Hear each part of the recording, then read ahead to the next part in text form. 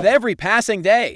The uncertainty surrounding Jonathan Kuminga's future with the Golden State Warriors continues to grow, and today's update comes straight from the top of the organization. Warriors owner Joe Lacob, someone well known for his strong admiration for Kuminga, has finally broken his silence in an extensive interview with Tim Kawakami. This is one of the first times Lacob has publicly addressed the growing speculation about Kuminga's status heading into free agency, and his comments are already sending waves through the Warriors fan base. To truly grasp the weight of Lacob's words, it's worth revisiting a key moment from earlier in the offseason, when the Golden State Valkyries, the new WNBA franchise affiliated with the Warriors, played their inaugural game. Joe Lacob was sitting courtside, but it wasn't just any seat he filled. Right next to him, in a highly visible spot, was none other than Jonathan Kuminga.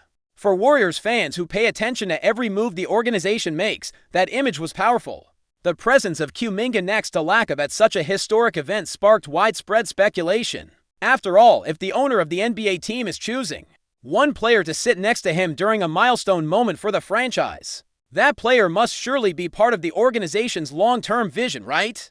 That was the popular interpretation at the time, but now Lacob is pushing back on that narrative. In the interview with Kawakami, he was quick to downplay the significance of Kuminga's courtside appearance that night. He insisted that people shouldn't read too much into it, suggesting that there was no hidden message behind the seating arrangement. Whether you believe that or not is up for debate, and honestly, many fans and analysts find it hard to accept that there wasn't at least some intention behind that visual.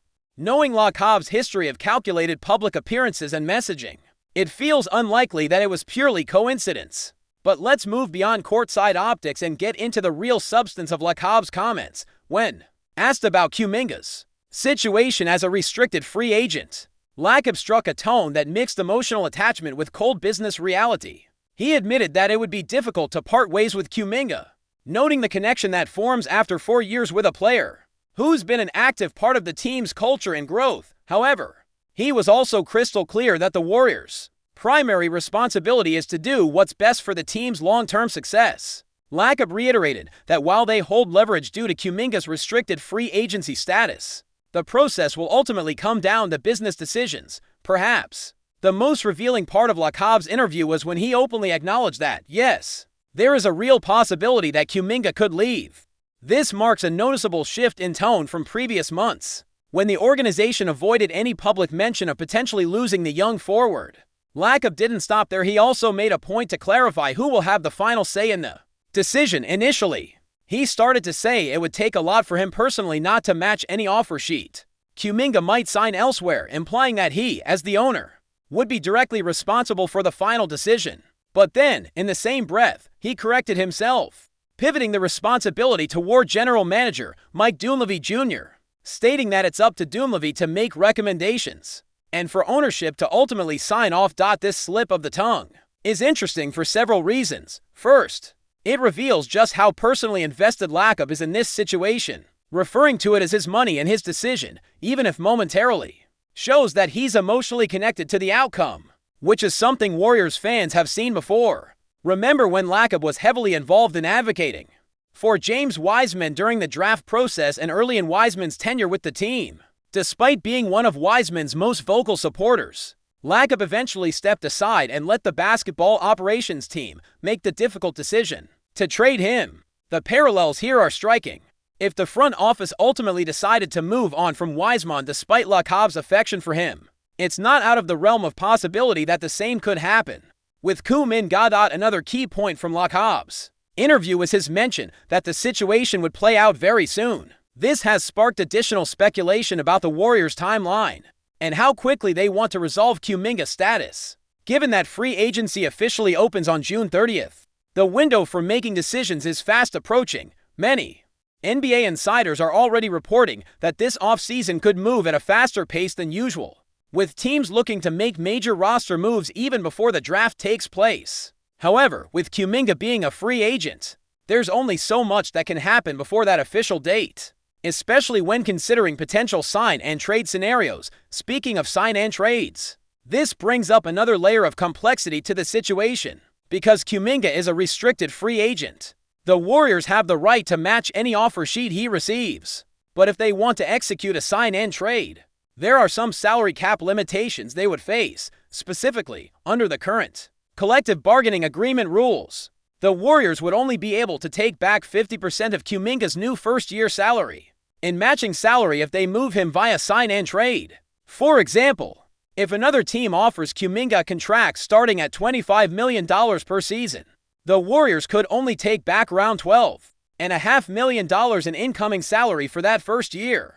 This severely limits the kind of player Golden State could receive in return. During the current off-season, Bobby Marks of ESPN recently projected that Kuminga could be in line for a contract worth around $81 million over 3 years, structured as a 2+1 deal, giving Kuminga a player option in the third season. This type of contract gives the player flexibility while also giving the Warriors some level of cost control over the next couple of years. While that deal seems reasonable on the surface, the bigger question is whether Kuminga is seen as part of the team's future championship core. Within the Warriors organization, opinions seem divided, even among those who support Kuminga and his development. There's a lingering sense of doubt about whether he can become the type of player who leads the team into the post-Stephen Curry era. Recent reports suggest that while there's an internal belief in his talent and potential, there isn't widespread confidence that Kuminga will be the kind of franchise cornerstone who can carry the torch when the current core of Curry, Draymond Green, and others begin to phase out. This raises the possibility that even if the Warriors decide to re-sign him this summer, they might still look to trade him later, perhaps before the next trade deadline or during the early part of the upcoming season. There's also the issue of roster flexibility. If the Warriors sign Kuminga to a sizable contract, they may limit their options in terms of other player acquisitions, especially given the team's proximity to the luxury tax and the new second apron restrictions. This brings us to another rumor that's been floating around, the possibility of including Moses Moody in a larger trade package involving Kuminga. According to reports from some emerging social media accounts that cover Warriors news, the front office has internally discussed scenarios where both Kuminga and Moody could be packaged together in a sign-and-trade deal. Now, let's be clear.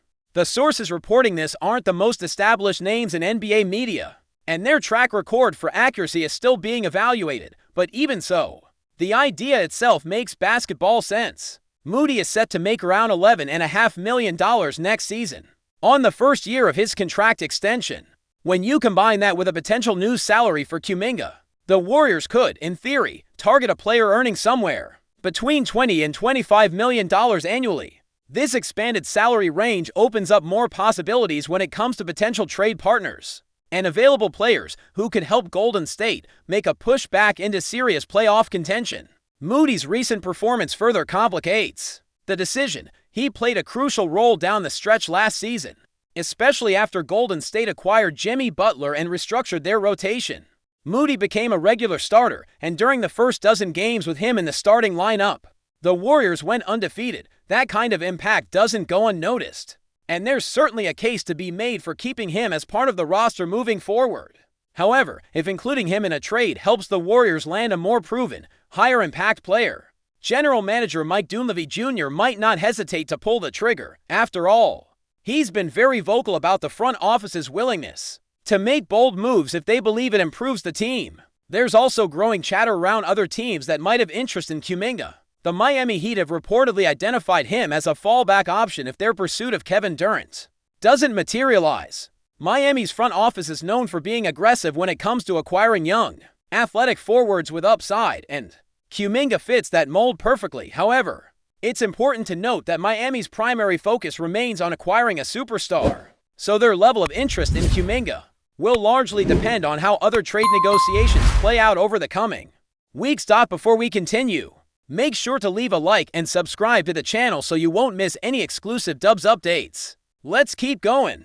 In what could be the most electrifying rumor of the NBA offseason, whispers are swirling around the league about a potential blockbuster move involving Malik Monk and the Golden State Warriors. Sources close to the Sacramento Kings have reportedly confirmed that Monk is on his way out, with Golden State emerging as the most likely destination for the sharpshooting guard. If this deal goes through, it might just reshape the Warriors bench and turn Malik Monk into one of the deadliest sixth men in the Curry era, a role of immense impact and prestige. Golden State has long been known for its dynamic starters, led by the legendary Stephen Curry, Klay Thompson, and Draymond Green. But as the team seeks to maintain its championship contender status, the depth and firepower off the bench have become increasingly crucial. Enter Malik Monk, whose scoring, bursts, and three-point shooting could inject fresh energy and explosiveness into the Warriors' second unit.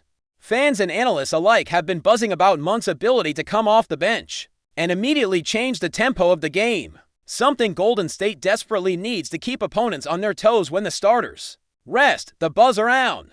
Monk's arrival is not just about adding another scorer.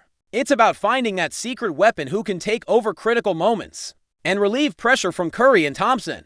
Historically, the Warriors' sixth men have played pivotal roles in the team's success, and Monk has the potential to become the most lethal of them all. His agility, sharp shooting, and ability to create his own shot could make him the kind of player who shifts the balance in tight games, a trait that perfectly fits the Warriors' high-octane style. While the details remain under wraps and the deal is yet to be finalized, insiders suggest that Golden State's management has been quietly working behind the scenes to bring Monk on board.